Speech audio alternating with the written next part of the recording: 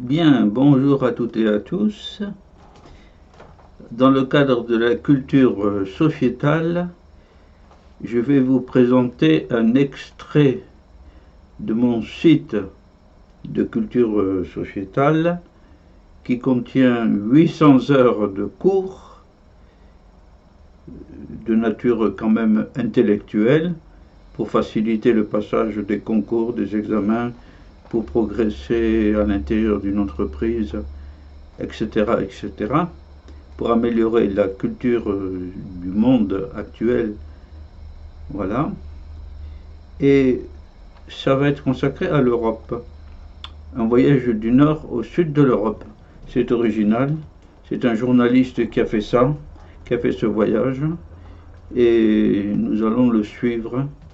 Alors au début, j'ai coutume de placer des propos que je rencontre au gré des pages que je lis et qui font partie des PowerPoint.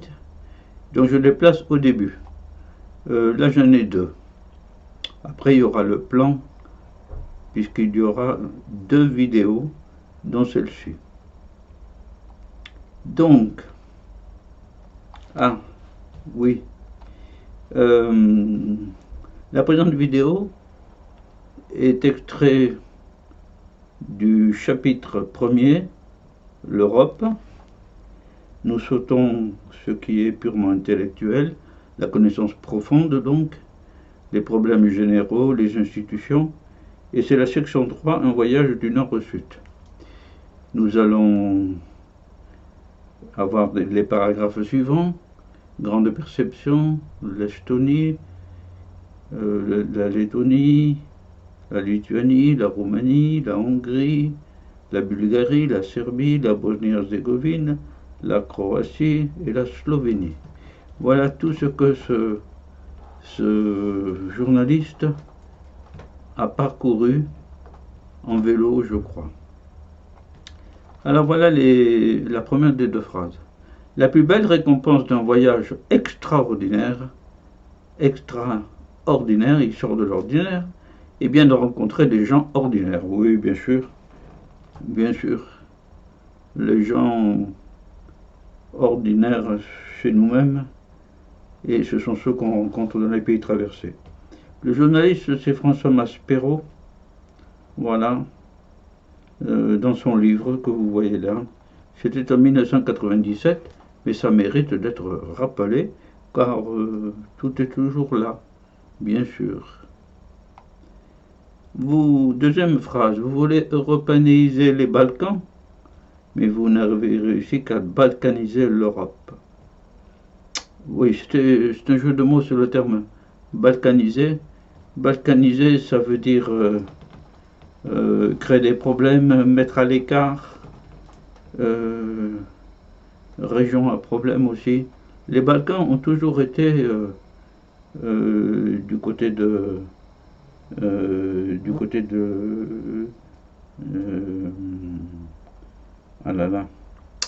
enfin au-delà de la Grèce, du côté de la mer Noire, voilà, c'est ça. Du côté de la mer Noire, les Balkans ont toujours été une zone instable et dangereuse en Europe, une marche de l'Europe, comme on dit. Et bien donc, on a voulu européaniser cette zone, mais on a réussi qu'à attraper une gangrène. Donc, l'Europe a été balkanisée. Voilà ce qu'il veut dire. Alors, le plan. On ne va pas tout détailler, hein, parce que vous allez le voir au fur et à mesure. Et donc, on va voir les grandes perceptions.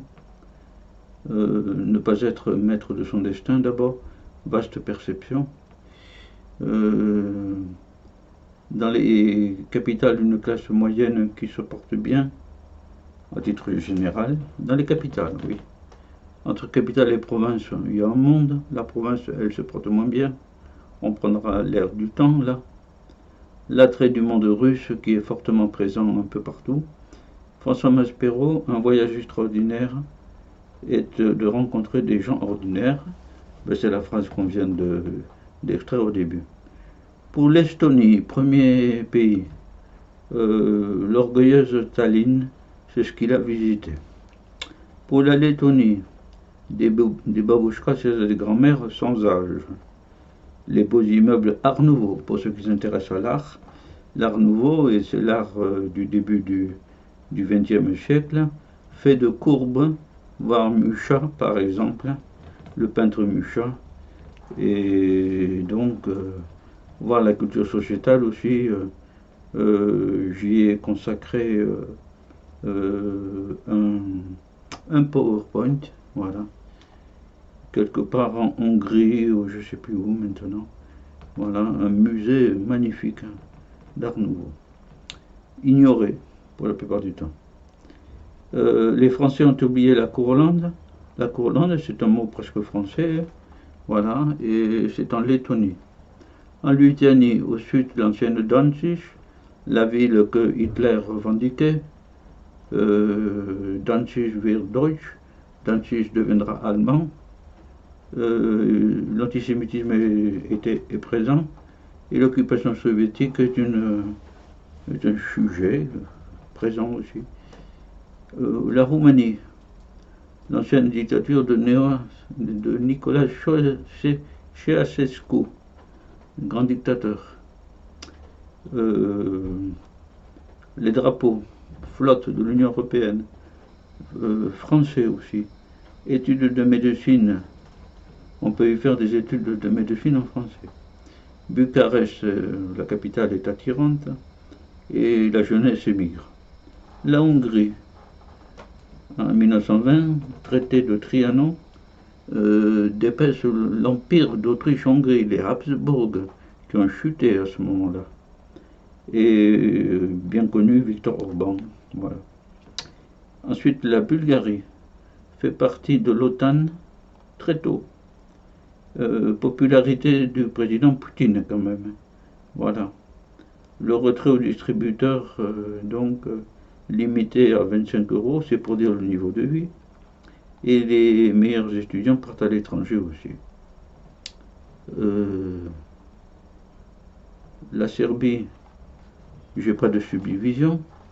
La Bosnie-Herzégovine, donc la moitié du territoire est aux Serbes de Bosnie, l'autre moitié aux Croates. Il y a eu la fameuse guerre entre les Serbes et les Croates, des massacres. Voilà. L'identité serbe est une question. La religion côté serbe, des églises. Côté bosniaque, des minarets. Il y a une opposition de culture, mais aussi de religion. Les visiteurs de l'Union européenne sont catholiques, ici aussi orthodoxes, c'est-à-dire chrétiens, quoi. Les t-shirts sont à la gloire de Poutine, et il y a la tragédie de la guerre entre les Croates et les Serbes, les Srebrenica, en 1995. Plus de 8000 hommes et adolescents musulmans ont été tués par les Serbes. Une guerre atroce. Croatie, Zagreb. Maintenant, les jeunes s'en vont ou restent chez les parents. À Zagreb, il y a l'impression d'être en Autriche, c'est à savoir ça. Le camp d'extermination de Jasenovac, de 1945, les Ustashi. La Slovénie maintenant, 2 millions d'habitants. Ensuite, du temps yougoslave, la Slovénie se portait bien. L'Union européenne maintenant, encore, c'est le premier des Balkans ayant rejoint l'Union européenne.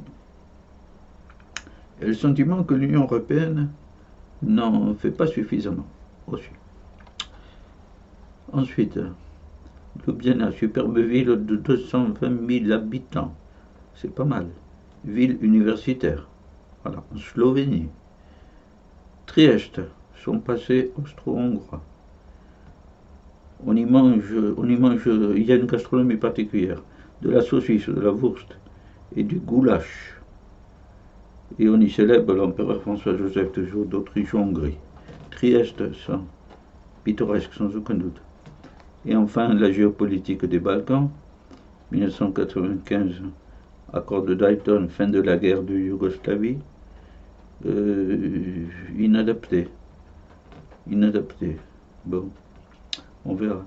Serbie et Slovénie, des États qui fonctionnent. Et conclusion, européaniser les Balkans. Oui. C'est une zone partagée entre l'influence russe et l'influence européenne, quoi. Voilà.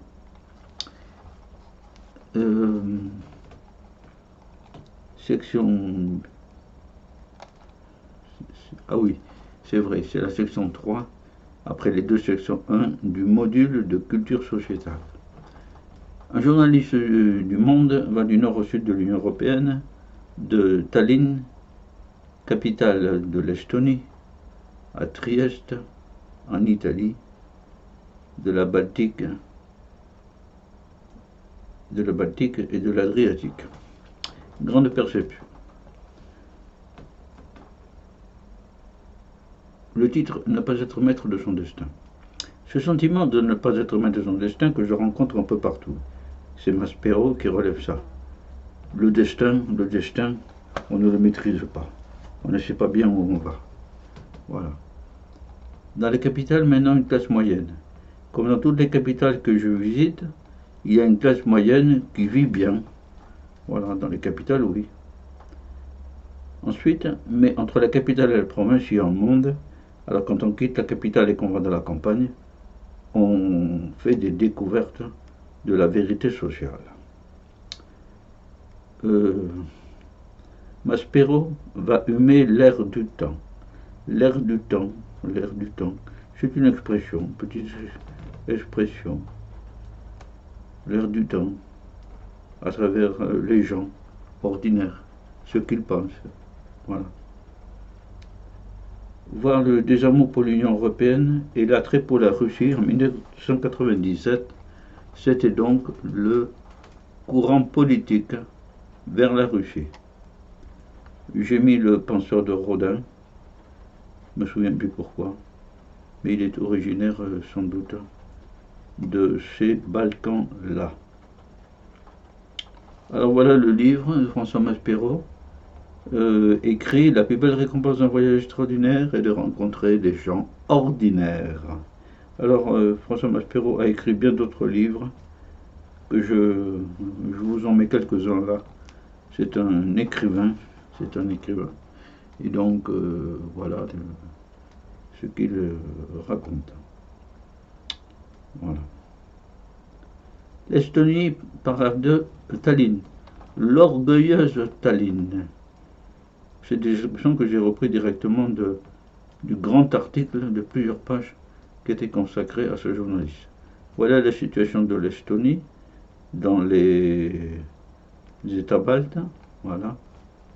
En voilà un agrandissement de l'Estonie avec ses îles. Voilà des grandes tours, c'est quasi moyenâgeux. Là, les clochers de type russe, orthodoxe en tout cas. Des rues, alors ce qu'on remarque c'est la coloration partout. Hein. Il y a une coloration, voilà. Là il y a une maison rouge on dirait, voilà. Et le drapeau. Un marché comme un autre. On pourrait trouver la même chose en Sardaigne ou en France, dans le sud ou dans le nord, c'est pareil. L'orgueilleuse Tallinn, à cause de ses tours sans doute.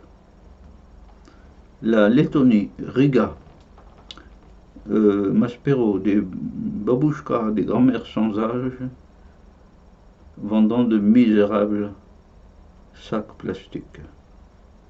Eh bien, voilà des styles très particuliers, un peu germaniques d'ailleurs, voilà aussi, avec des couleurs partout.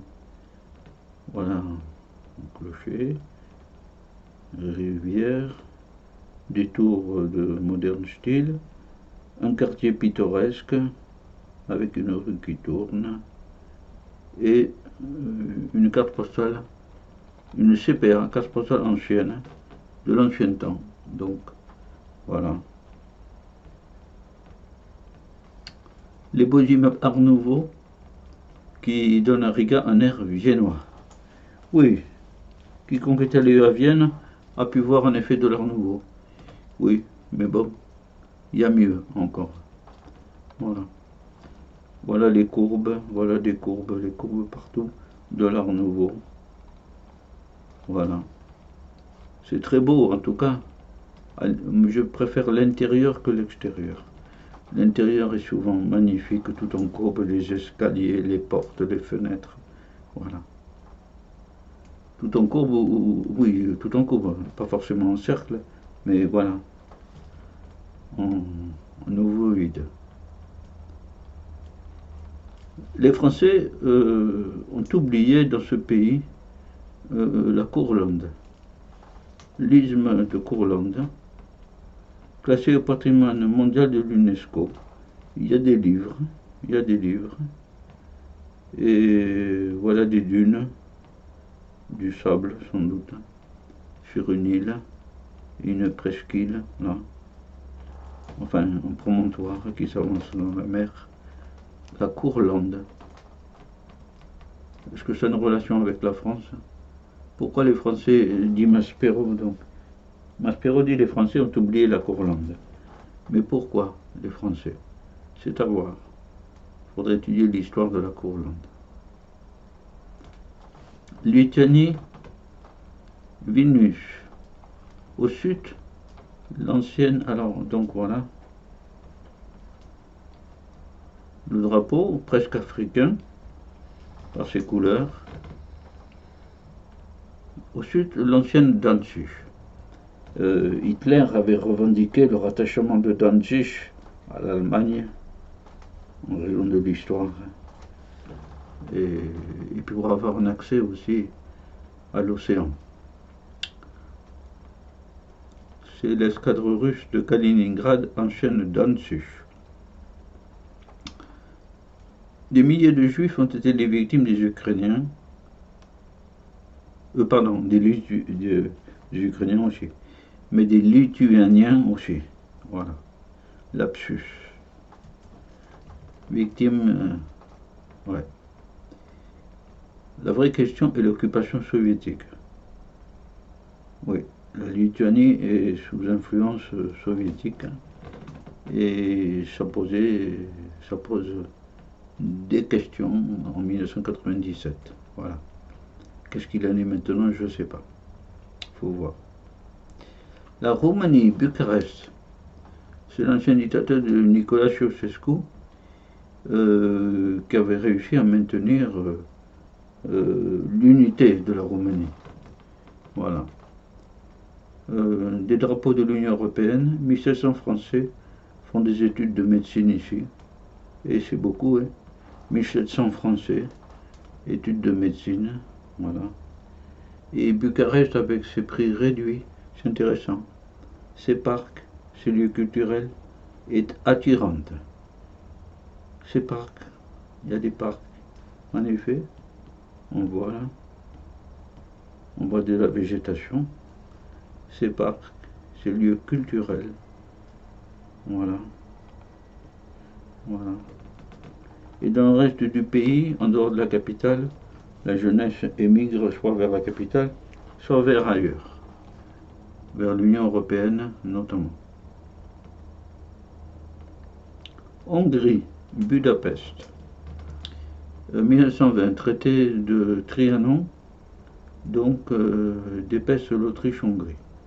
En 1920, le traité de Trianon dépasse l'empire austro-hongrois, celui des Habsbourg, en attribuant une partie des terres à la Roumanie. Litige éternel entre Roumanie et Hongrie. Voilà les deux pays. Viktor Orban, Premier ministre, fait parler beaucoup de lui. Qui ne connaît pas son nom? J'allais dire bien que de Hongrie, voilà, mais la Hongrie est un pays aussi où il y a de beaux bâtiments, de belles rues commerçantes, voilà, et des universités aussi. Bulgarie, Sofia, fait partie de l'OTAN très tôt, Popularité de Poutine en Bulgarie. Le retrait au distributeur limité à 25 euros. C'est pour dire le niveau de vie. Voilà où est la Bulgarie. On est bien dans les Balkans. Là. Voilà. Bulgarie. Et les meilleurs étudiants partent à l'étranger. On retrouve toujours de la végétation, des parcs publics. Voilà, ici. Voilà, ici aussi. Il y a de la végétation un peu partout. Il y a de belles rues tout à droite, là. Donc, voilà, 25 euros. La vie doit être bon marché. La Serbie, Belgrade, grande église d'expression orthodoxe. Voilà, des rues avec des touristes partout. Voilà, voilà, des cérémonies. La Serbie, ici. Et en agrandissant, une partie verdoyante, une partie montagneuse. Ah, et bien voilà, nous avons fini la première partie de ce voyage et nous remercions François Maspero d'avoir fait cela, la description, d'avoir publié un livre. Et je crois bien qu'il l'a fait à bicyclette. Hein. Voilà. Et peut-être que ça vous donnera des idées déjà. Mais nous verrons, attendez la deuxième partie pour prendre votre décision si jamais vous voulez naviguer en Europe. Comme la grandeur de l'Europe, à la fois par sa taille et par son passé, nous y invite. Bien, je vous dis au revoir à toutes et à tous et bon vent, comme on disait, bon vent, bon voyage. Au revoir à toutes et à tous.